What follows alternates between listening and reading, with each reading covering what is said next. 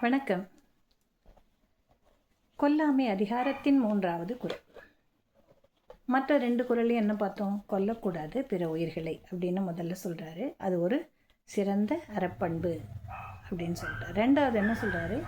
உணவு பிற உயிர்களுக்கு இல்லை என்றால் உன்னிடம் இருக்கக்கூடிய உணவை பகுத்து உண்டு பல்லுயிர்களையும் நீ ஓம்பு, காப்பாற்று அப்படின்னு சொல்கிறார். கருணையோடு இரு, அதுவே ஒரு சிறந்த பண்பு அப்படின்னு சொல்லிட்டார்.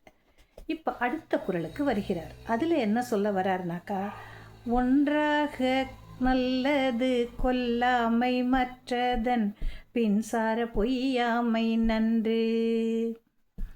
ஒன்றாக நல்லது கொல்லாமை மற்றதன் பின்சாரா பொய்யாமை நன்று.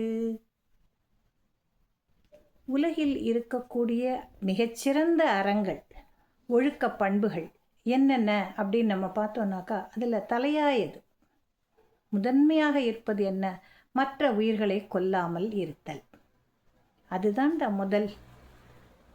மற்ற ஒரு உயிர்னு ஒன்று இருந்தால் தானே நம்ம கஷ்டப்படுத்தணும்னு நினைக்க போகிறோம். அப்போ உயிரை நீ காப்பாற்ற வேண்டும் இல்லையா? அப்போ அதுக்கு என்ன பண்ணணும்? கொல்லக்கூடாது. அதைத்தான் சொல்கிறேன்.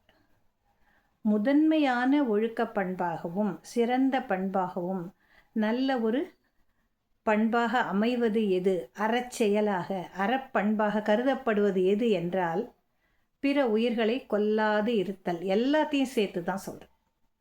எந்த ஒரு உயிரையும் அதில் நான் விடுவிக்கவில்லை. எல்லாத்தையும் நம்ம காப்பாற்றணும், கொல்லாமல் இருக்க வேண்டும். இது ஒரு மிகச்சிறந்த தலையாய பண்புன்னு சொல்கிற முதன்மை அப்படின்னு சொல்லக்கூடிய ஒரு ஒழுக்க பண்பாகவும் அறமாகவும் கருதப்படும். கொல்லாமை என்பது முதன்மை அறம்.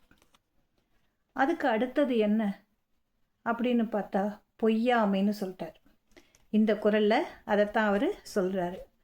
மற்ற அதன் பின்சார, கொல்லாமை அப்படிங்கிறதுக்கு அடுத்து தொடர்ந்து வர்றது தான் பின்சார. என்ன பின்சாராப்பு? பொய்யாமை நன்று. பொய் சொல்லாதே, வாய்மை பேசு. எவன் ஒருவன் பொய் சொல்லாமல் உண்மையை கூறுகிறானோ அதுவே சிறந்த பண்பு. நமக்கு நல்ல செயல்களையும் நல்ல பெயரையும் அது எடுத்து தரும் என்று இந்த 3வது குறள் நமக்கு வலிந்து உரைக்கிறது. முதன்மை அறமானது கொல்லாமை, அதற்கு அடுத்த அறமாக கருதப்படுவது பொய் சொல்லாமை என்று 3வது குறள் நமக்கு கூறியிருக்கிறது. நாளை அடுத்த குறளில் நாம் மீண்டும் காணலாம்.